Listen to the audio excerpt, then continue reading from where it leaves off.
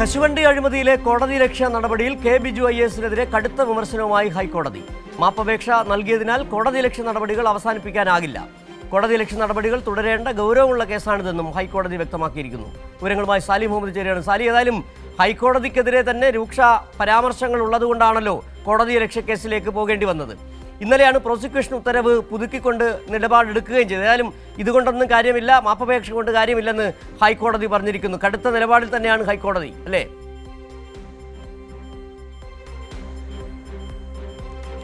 അതായത് K Biju is പുതുക്കിയ മാപ്പപേക്ഷ സമർപ്പിച്ചിരുന്നു. അതായത് പ്രോസിക്യൂഷൻ അനുമതി ഉത്തരവിലെ ഹൈക്കോടതിക്കെതിരായ പരാമർശങ്ങൾ നീക്കിക്കൊണ്ടും അതിൽ മാപ്പപേക്ഷിച്ചുകൊണ്ടും മനസ്സിരുത്തി ഈ കോടതി ഉത്തരവ് വായിക്കാത്തതിൽ വന്ന പിഴവാണെന്ന് ബോധ്യപ്പെടുത്തിക്കൊണ്ടും ഒക്കെ ഒരു മാപ്പപേക്ഷയാണെന്ന് കൊടുത്തത്. പക്ഷേ കോടതി ആ മാപ്പപേക്ഷ പരിഗണിച്ചതിന് ശേഷം പറഞ്ഞത് ഇതുകൊണ്ടൊന്നും പോരാ, ഈ മാപ്പപേക്ഷയൊന്നും പര്യാപ്തമല്ല എന്ന് തന്നെയാണ്. ഒരു ഇളവും പ്രതീക്ഷിക്കേണ്ടതില്ല, ഒരർത്ഥത്തിൽ വെല്ലുവിളിക്കുകയാണ് കോടതിയെ ചെയ്തത്. അതുകൊണ്ട് ഇക്കാര്യത്തിൽ കടുത്ത നടപടിയുമായി കോടതി മുന്നോട്ട് പോകേണ്ടി വരും എന്നാണ് കോടതി വ്യക്തമാക്കിയിരിക്കുന്നത്. രണ്ട് പ്രശ്നങ്ങളാണ് കോടതി പറഞ്ഞത്.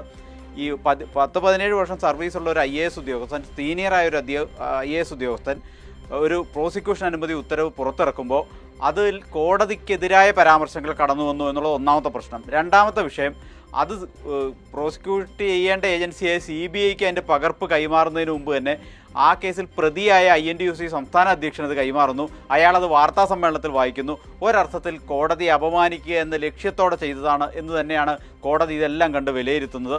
അതുകൊണ്ട് ഒരു ഇളവും പ്രതീക്ഷിക്കേണ്ടതില്ല, കടുത്ത നടപടി ലേക്ക് തന്നെ മുന്നോട്ട് പോകേണ്ട ഒരു കേസാണിത് എന്ന് കോടതി പറഞ്ഞു.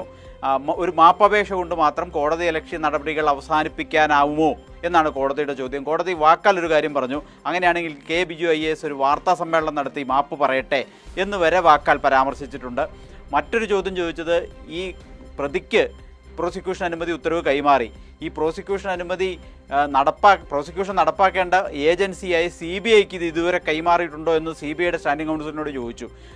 അല്ലെങ്കിൽ ഉടൻ തന്നെ അത് കൈമാറാനും കോടതി സർക്കാരിന് നിർദ്ദേശം നൽകിയിട്ടുണ്ട്. സർക്കാരിനെ സംബന്ധിച്ചിടത്തോളം അങ്ങേയറ്റം അപമാനകരമായൊരു സാഹചര്യമാണ് ഇന്നും കോടതിയിൽ ഉണ്ടായത്. വലിയ വിമർശനം സർക്കാരിനും IAS ഉദ്യോഗസ്ഥർക്കും കോടതിയിൽ നിന്ന് കേൾക്കേണ്ടി വന്നു എന്നുള്ളതാണ്. ഏതായാലും ഈ പുതുക്കിയ മാപ്പപേക്ഷ തള്ളണോ സ്വീകരിക്കണോ എന്നുള്ളതിൽ പിന്നീട് തീരുമാനമെടുക്കാം. വെള്ളിയാഴ്ച നമുക്ക് ആ കേസ് വീണ്ടും പരിഗണിക്കാം എന്ന് പറഞ്ഞാണ് ജസ്റ്റിസ് ബദറുദ്ദീൻ അധ്യക്ഷനായ സിംഗിൾ ബെഞ്ച് ഈ കേസ് വെള്ളിയാഴ്ചത്തേക്ക് ഇപ്പോൾ മാറ്റിവെച്ചിരിക്കുന്നത്.